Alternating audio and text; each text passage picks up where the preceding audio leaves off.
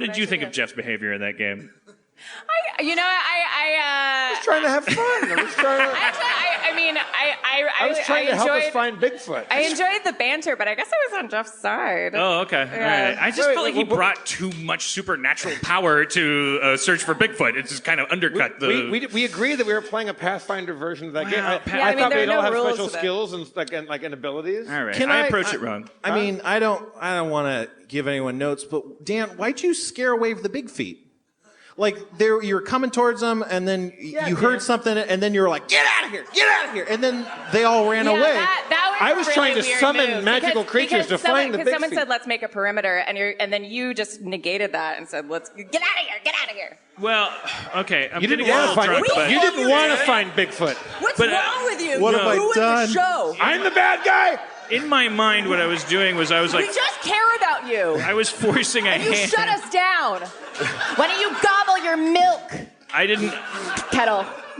I didn't perceive what I was doing in that moment as being counterproductive. I perceived it as the opposite. But I was getting a little tipsy at that point, and I was getting like That's what Mussolini said. I was actually, you want to know the truth? Here's a high road for you. I was worried about you. I was thinking about you up there, and you're like, what the fuck is this Bigfoot thing taking forever? Motherfucker, we were married. Yeah. You'll be thinking about her. She doesn't know about that. It doesn't, from her perspective, it's like we were in space traveling at the speed of light. So you didn't like that I was breaking the reality of us out in the woods being actual people? If you have an emerald dagger and low light vision and you meet a Bigfoot, wouldn't you just be like, who cares? I think if you have so many rules for I know, that's for why a that was my last-minute problem. game, you should That have was said my them at that problem. time. That was my problem. Thank you for defending me, Aaron. I appreciate that. You're welcome. First and last time. I made a huge mistake.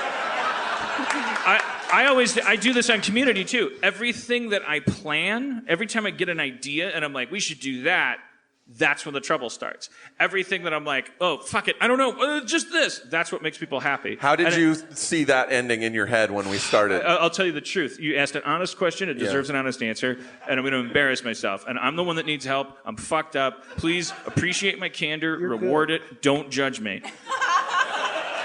I truly thought in my head there was some moment where we came to a clearing and Bigfoot was there and Spencer in all of his, I'm going to say Aspergery, it's an overused phrase, like Spencer's detachment, which I share with him, like his compartmentalization, like it would all add up to like this crazy thing. So it would be like this celebration of how we're all fucked up and like nerdy and detached, but like it would all combine in this network to create like this nerdy role-playing thing where this guy who was really smart and sensitive was like actually like fucking like touched Bigfoot, and that we would all burst into 3,000 tears.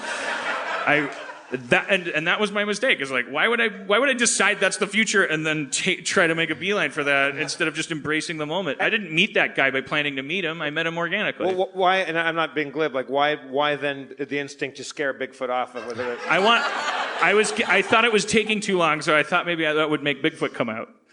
If I said, get out of here, I thought Spencer would go, lumbering down the trees is a thing, because Spencer's kind of a contrarian. So I thought if I said, get out of here, I thought I could trick Spencer into punishing me by having a Bigfoot not get out of there. That is some fucking... Because Spencer would be like, don't tell me what to do. Well, that is Bigfoots come from everywhere, because you said, get out of here. I thought I could manipulate him. Turned into Bigfoot. I think the role-playing session went over really well. I don't think you should get down on yourself. I don't think you should fish for that. I don't think they're falling for it because they're from Portland. Oh, I wasn't. Yeah, I don't care what they think. They live in a world where somebody sets up a donut shop and is like, I think these donuts are all right. I don't know. How many of you out there were disappointed when I summoned Chipmunk? The Chipmunk did not appear. We all wanted that, right? Because you can't. Okay, all right. But we're talking in circles. But I just think if you're on a Bigfoot hunt, the scale comes down to Bigfoot has to be the most amazing thing you've ever encountered. So like if you watched Contact with Jodie Foster and there were like aliens working with her.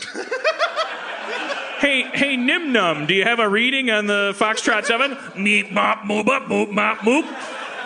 Okay, let's keep trying to make contact. She's talking to a worm creature. I'm a writer.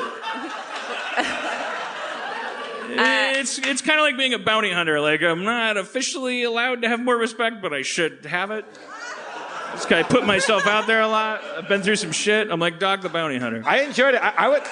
I would like to actually do more. I feel like for the first, we only played for 10 or 15 minutes of that, right? Like, I think that was a good first 10, 15 minutes. I would like to play more of that, like us meeting Bigfoot role-playing game would be very Could I be fun. the chipmunk? Yes, Aaron, thank you.